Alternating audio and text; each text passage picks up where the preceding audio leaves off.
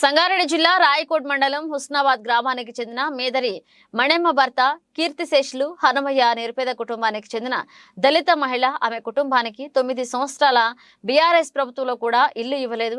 ఆమెకు ఓటు హక్కు వచ్చినప్పటి నుండి కాంగ్రెస్ పార్టీకి ఓటు వేసి నా గొప్ప వీరాభిమాని దామోదర్ సార్ అంటే ఆమెకు చాలా నమ్మకం, అభిమాని. మొన్న జరిగిన ఎలక్షన్స్ లెక్కింపు రోజు దామోదర్ గెలిచినాడు అని తెలిసినంత వరకు తినలేదు. అలాంటి మణెమ్మ నిన్న రాత్రి ఆమె ఇల్లు గోడ కూలి మీద పడడంతో అక్కడికక్కడే మృతి చెందడంతో గ్రామ ప్రజలు కన్నింటి పర్యంతమయ్యారు. మళ్ళీ నరసింహకాయకు వచ్చి మానేవ్వ అంటే ఇట్లా పిలుస్తున్నాడు. ఎందుకని నేను దేశొచ్చి మళ్ళీ పోయి విని లేపుకొచ్చిన లైట్ ముఖంకి